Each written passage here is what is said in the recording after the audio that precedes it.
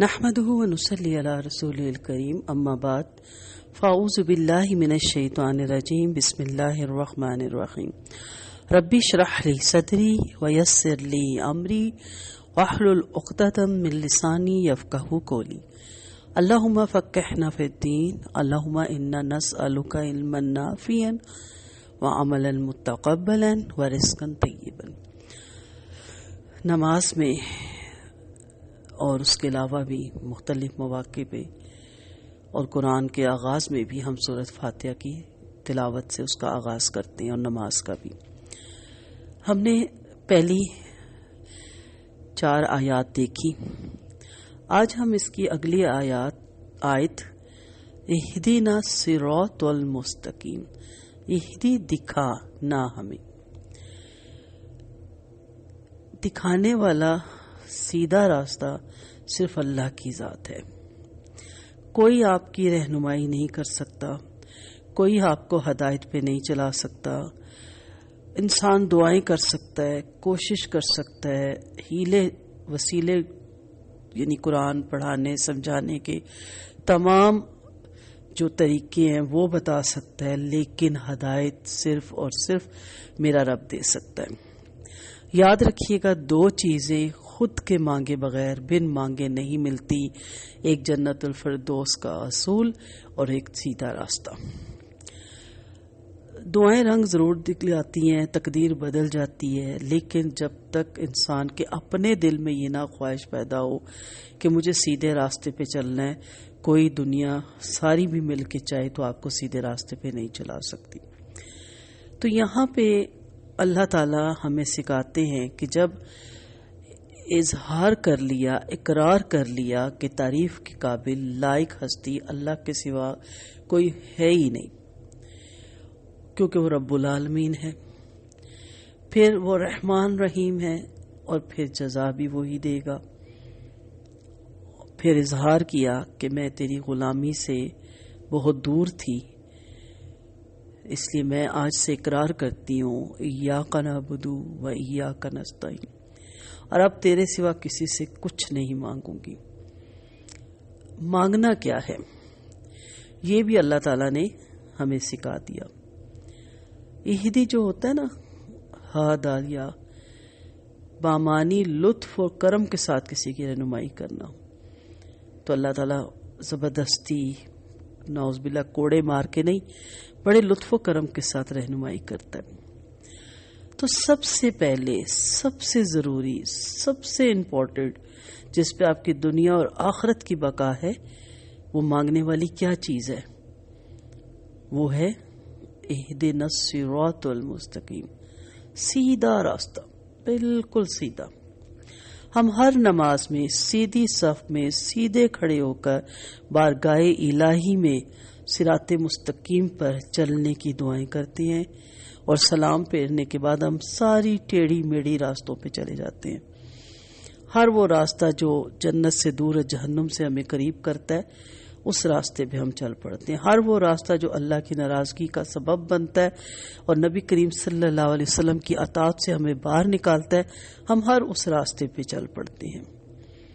کبھی آج نوٹ کیجئے گا، اللہ کرے میرا یہ لیکچر آپ کی زندگی بدل دے۔ دیکھیے گا کہ یہ جو اس راستے پہ ہم نے قدم رکھا ہے، کیا یہ راستہ جنت الفردوس کو جاتا ہے؟ کیا یہ راستہ اللہ کی رضا کا سبب بنے گا؟ کیا اس راستے کے آخر میں اللہ کا دیدار نصیب ہوگا؟ ضرور آج اپنے آپ سے سوال کیجیے گا۔ اب آپ کو کیسے پتا چلے گا کہ آپ سیدھے راستے پہ ہیں کہ نہیں؟ تو علماء نے صراط مستقیم کی 5 خصوصیات بتائیں۔ نمبر 1، وسیع اور کشادہ ہو، یعنی جس پہ چلتے ہوئے گلٹ فیل نہ ہو، گھٹن نہ ہو، تنگی نہ ہو، آپ اریٹیٹ نہ ہو۔ مستقیم، سیدھا، جس کا کہہ لیں کہ ایڈریس آپ کو معلوم ہوتا ہے، تو آپ ناک کی سیدھ پہ چل پڑتے اور وہاں پہنچ جاتے، آپ کو کسی سے پوچھنا نہیں پڑتا دائیں بائیں۔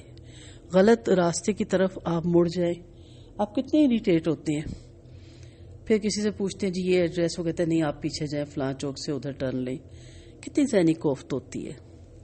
لیکن جو مستقیم سیدھا راستہ ہوتا ہے نا، اس میں آپ کو کسی سے پوچھنے کی ضرورت نہیں ہوتی، آپ کہتے ہیں مجھے جگہ معلوم ہے، میں 10 منٹ میں پہنچ جاؤں گا۔ پھر اس کی تیسری خصوصیت بتائی، سب سے زیادہ نزدیک و قریب ہو، بہت دور بھی نہ ہو نا. پھر منزل مقصود پر پہنچانے والا ہو. ہماری منزل مقصود کیا ہے؟ ہماری مطلوب کیا ہے؟ جنت الفردوس. تو دیکھنا یہ ہے نا کہ وہ راستہ ہے کیا. منزل مقصود کے لیے اس واحد راستے کے سوا کوئی دوسرا راستہ نہ ہو. اب بعض گھر ہوتے ہیں نا، ان کو 3-4 راستے لگتی ہے. انسان کہتا ہے کہ اس طرح سے جاؤں، ادھر سے جاؤں یا ادھر سے جاؤں. وہ تو دنیا ہے نا، لیکن جنت میں جانے والا ایک ہی راستہ ہے. 5-6 نہیں ہے، 3-4 نہیں ہے، سیدھا جو قرآن و سنت کے مطابق زندگی گزارتا ہے. مستقیم کے معنی توسط اور اعتدال کے بھی ہیں، جو افراط و تفرید کے درمیان ہو. بہت زیادہ غلو بھی نہیں کرنا، بہت زیادہ افراد بھی نہیں کرنی، تفرید بھی نہیں کرنی. یہاں اس آیت میں صراط مستقیم سے مراد دین حق ہے، دین اسلام ہے، جس میں یہ 5 خصوصیات پائی جاتی ہیں جو ہم نے صراط مستقیم کے معنی میں پڑھی، علماء نے جس کی بارے میں لکھا. میں پھر یہاں رک کے کہوں گی کہ کیا ہم جو 5 وقت 45 یا 50 یا 55 مرتبہ اپنے رب سے سیدھا راستہ مانگتے ہیں، کیا ہمیں معلوم ہے کہ وہ راستے پہ ہم کھڑے بھی ہیں کہ نہیں؟ اس راستے پہ ہم نے قدم بھی رکھا ہے کہ نہیں؟ یہ دین حق کا راستہ، یہ دین اسلام کا راستہ. جبکہ جائے نماز سے قدم ہٹتے ہی ہمارے کون سے راستے ہوتے ہیں؟ یہ جو کھولتے ہی ہم پھر فوش قسم کے گانے سننے ہی غلط ہیں. فوش کیا اور اچھے کیا اور برے کیا، اور پھر یہ نیٹ اور پھر یہ اس قسم کی چیزیں، یہ سب کیا ہے؟ اس کی ڈیٹیل میں نہیں جاؤں گی، لیکن یہاں سے ہم دیکھیں گے کہ صراط المستقیم میں کیا خصوصیت پائی جاتی ہے. نمبر 1، اسلام ہی ایسا وسیع اور کشادہ رائے حق ہے کہ جس پر اگر پوری نسل انسانی چلے تو بھی ذرا سی تنگی پیدا نہیں ہوتی. پھر دین اسلام افراط و تفرید کے بیچ میں اعتدال کا نام ہے، جس میں نہ ضرورت سے زائد سختی ہے اور نہ ضرورت سے زائد نرمی ہے. پھر اسلام کی سیدھی راہ منزل مقصود کے لیے سب سے زیادہ مختصر اور چھوٹی راہ ہے، بس ایک اللہ اور رسول کو ماننا ہے. بس کبھی دائیں کبھی بائیں، کبھی اس کا کبھی اس کا، کبھی یہ فرقہ کبھی وہ جماعت، کسی میں نہیں آپ کو پڑھنا. قرآن آپ کے ہاتھ میں ہے، ایک ایک بات اس نے بتا دی. نبی کریم صلی اللہ علیہ وسلم کی سیرت اور احادیث آپ کے پاس موجود ہے. اسلام کا راستہ منزل مقصود پر پہنچانے والا ہے، اور جیسا کہ میں نے کہا کہ انسان کا مقصد زندگی رضائے الہی ہے، اور دین اسلام اس مقصد کا واحد راستہ ہے. پھر 5واں، منزل مقصود کے لیے اسلام کے سوا اور کوئی راستہ نہیں ہے. اس لیے جب آپ نماز میں یہ مانگتے ہیں تو دھیان بھی تو رکھیں کہ آپ قرآن کس حد تک سیکھ چکے ہیں، سیکھ رہے ہیں یا سیکھنا چاہتے ہیں، اور کس قدر اس پہ عمل کر چکے ہیں، کر رہے ہیں یا کرنا چاہتے ہیں. کس قدر آپ نے قرآن و سنت کو اپنی زندگیوں میں لاگو کر رکھا ہے یا کر رہے ہیں یا کرنا چاہتے ہیں. یہ پتہ ہی نہیں سرے سے. ہمارے لباس یہود و نصارہ جیسے، ہمارے گھر کے ماحول سارے کفرانہ، ہماری رسم و رواج سارے ہندوانہ، بدعات میں ہم گھرے ہوئے، خرافات میں، توہمات میں، وہمات میں ہم پھنسے ہوئے. کبھی کالی بلی سے ڈرتے ہیں تو کبھی کوے کے بولنے سے مہمان آتا ہے تو کبھی دودھ گرا ہوا اچھا نہیں. تو یہ سب کیا ہے؟ یہ دل منوس، یہ گھڑی منوس، یہ کس نے کہا ہے؟ تو یہ کیسی ہم نمازی لوگ ہیں، کیسی ہماری نمازیں ہیں؟ تو خلاصہ کیا بنتا ہے اس کا کہ دین میں صراط مستقیم کا پہچاننا ہی سب سے بڑا علم اور سب سے بڑی کامیابی ہے. اور اس کی پہچان، کیونکہ میں نے دیکھا نا کہ ہمیں اس کی پہچان ہی نہیں ہے، تو اس کی پہچان میں غلطی ہونے سے اقوام تباہ ہوتی ہیں، ورنہ خدا طلبی اور اس کے لیے مجاہدات کی تو کفار میں بھی کمی نہیں ہے. اللہ کو تو سارے ہی مانتے ہیں، لیکن صراط مستقیم جو اس تک پہنچاتا ہے اس میں غلطی کرتے ہیں. آپ کو اور مجھے پتہ ہونا چاہیے کہ ہم کس راستے پہ قدم رکھے ہوئے ہیں، ہم اپنے بچوں کو کون سی ایجوکیشن دے رہے ہیں، ہم ان کی تربیت کس نج پہ کر رہے ہیں، ہمارے گھروں کے رسم و رواج، ہمارے ماحول کس طرح کے چل رہے ہیں. یہ سب کچھ جو ہم نے اپنے گھروں میں آج اپنایا ہوا ہے، کبھی ویلنٹائن ڈے آ جاتا ہے، کبھی ہیپی نیو ایئرز آ جاتا ہے، کبھی مدر ڈے، کبھی فادر ڈے، کبھی فرینڈ ڈے، کبھی وومن ڈے، یہ سب کہاں سے آ گئی یہ ڈے؟ اور پھر برتھ ڈے، یہ تو ہماری رگ رگ میں پھنسا ہوا ہے، پھر اینیورسریاں آ جاتی ہیں. یہ سب کیا ہے؟ اس کا کوئی دور دور تک صراط مستقیم پر نام و نشان بھی نہیں نظر آتا.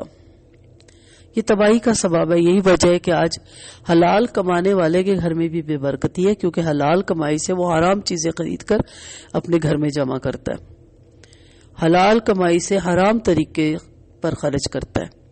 یہ جو آج کی شادی بیاہ ہیں، ٹوٹلی اسلام سے ان کا دور دور دور تک تعلق نہیں ہے. اس لیے نماز تو انشاءاللہ آپ پڑھتے ہیں اور پڑھیں گے بھی، لیکن آپ کو پتا ہونا چاہیے کہ آپ کیوں پڑھتے ہیں اور اس میں کیا پڑھ رہے ہیں. اور جو پڑھ رہے ہیں اپنے رب سے روز جو ایمان کی تجدید کرتے ہیں، روزانہ ایک عہد نامہ کرتے ہیں، اس پہ پورا بھی اترتے ہیں کہ نہیں. صراط مستقیم پر چلنے کے لیے شرائط کیا ہے؟ نمبر 1، اپنے کاموں کو سیدھا رکھیے، زندگی کو سیدھا رکھیے. ٹھیک ہے، سمپل سیدھے کام، کوئی اس میں ہیر پھیر ٹیڑھا پن نہ ہو. سوچ کا سیدھا ہونا اور نیت کا سیدھا ہونا بھی لازمی حصہ ہے. ہمیشہ اچھا سوچیے، سیدھا سوچیے. پھر سیدھے راستے پہ چلنے کے لیے نظروں کا منزل پر جمے رہنا لازم ہے. اچھا، منزل تو ہماری سب کی نظریں وہاں جمی ہوئی ہیں، لیکن راستے کون سے ہم اختیار کریں اس پہ نہیں ہم چلتے.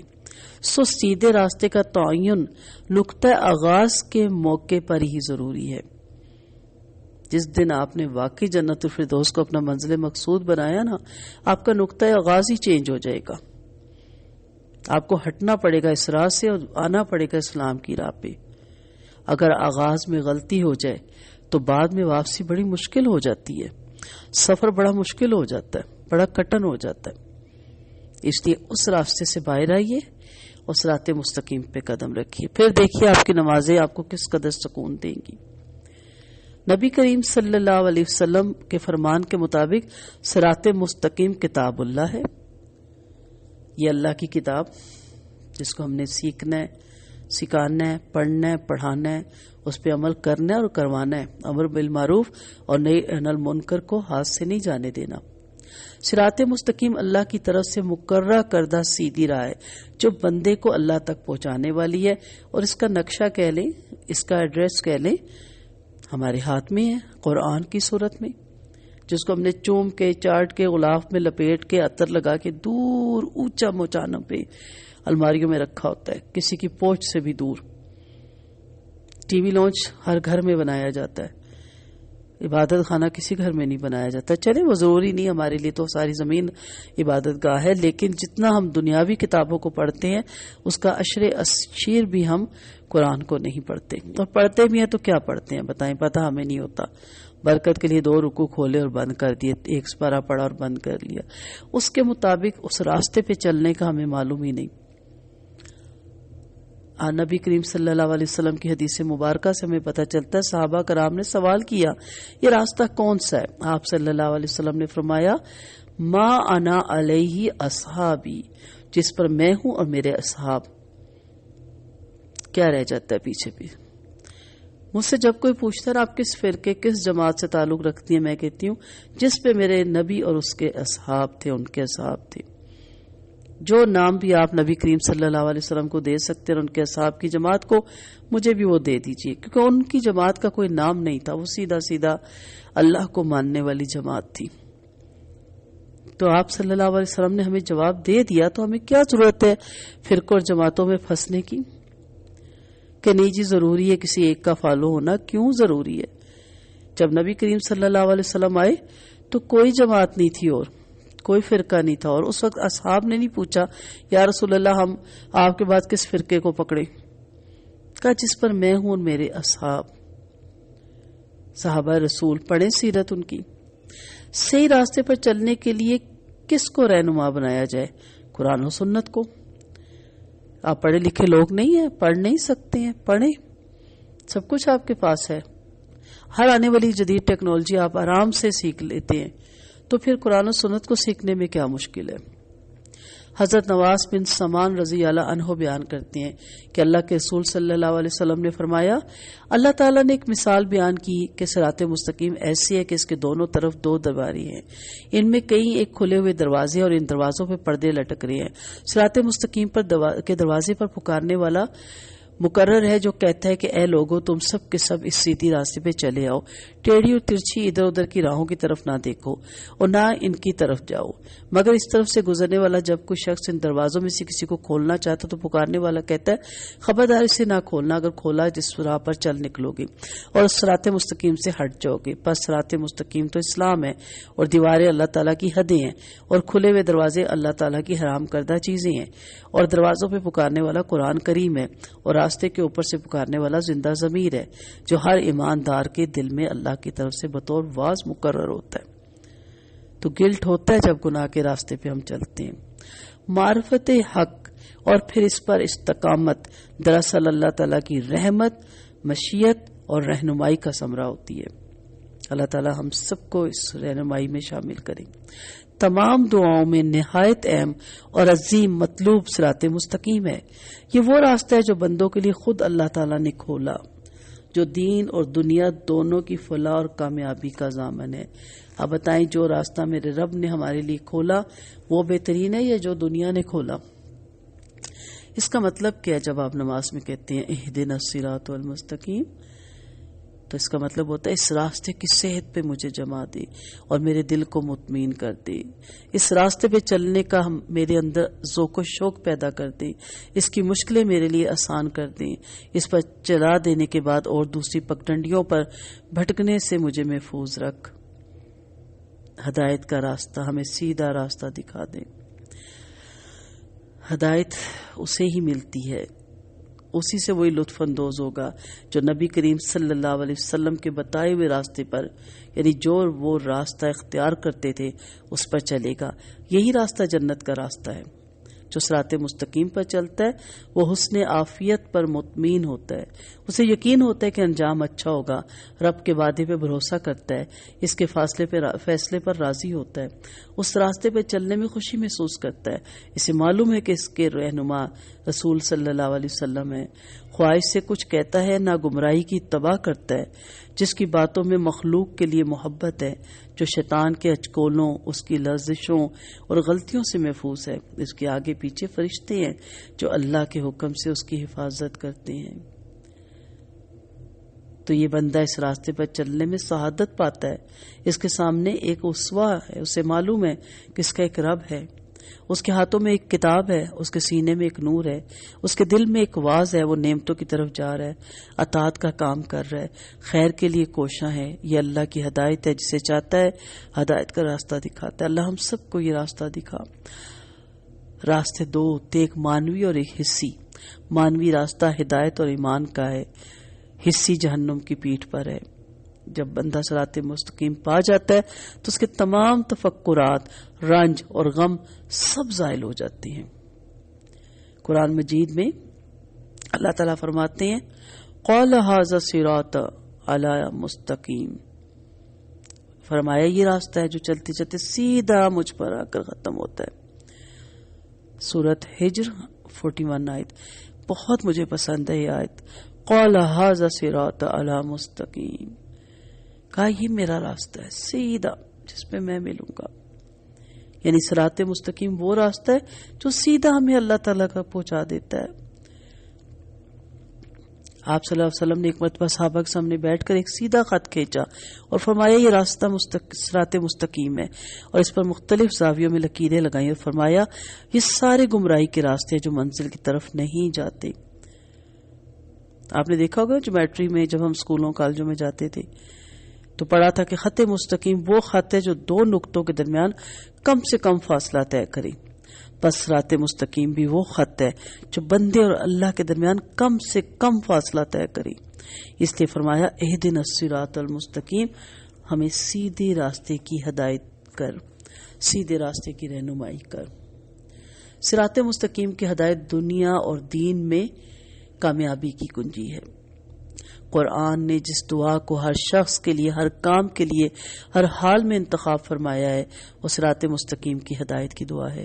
جس طرح آخرت کی کامیابی اس صراط مستقیم پر موقوف ہے جو انسان کو جنت کی طرف لے جائے، اسی طرح دنیا کے سارے کاموں پہ بھی غور کرو تو کامیابی کا دار و مدار صراط مستقیم ہی ہے۔ یہاں صراط مستقیم اپنائیں گے تو اس کا اینڈ جنت الفردوس ہوگا نا، یہاں غلط راستے پہ چل کے تو پھر انجام جنت الفردوس نہیں ہوگا۔ جس کام میں آلات اور ذرائع اختیار کیے گئے، جس کے نتیجے میں مقصد کا اصول عادتاً لازمی ہے تو کامیابی بھی عادتاً لازمی ہوتی ہے۔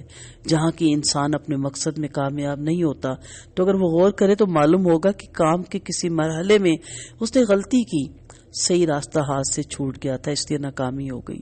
اس کا حاصل یہ ہے کہ صراط مستقیم کی ہدایت صرف آخرت اور دین کے کاموں کے ساتھ مخصوص نہیں، دنیا کے سب کاموں کی درستگی اور کامیابی بھی اسی پر موقوف ہے۔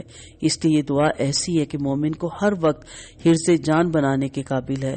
شرط یہ ہے کہ نیت کے ساتھ کی جائے، محض الفاظ کا پڑھ لینا کافی نہیں ہے۔ اللہ تعالیٰ ہم کو سیدھے راستے پہ چلنے کی توفیق دے اور سیدھے راستے کی رہنمائی اللہ تعالیٰ ہماری کرے، اور ہمیں پتہ ہو کہ ہم غلط راستے پہ کھڑے ہو کے سیدھا راستہ تو نہیں مانگ رہے، ہم پشاور کی گاڑی پہ بیٹھ کے لاہور جانے کی دعائیں تو نہیں مانگ رہے۔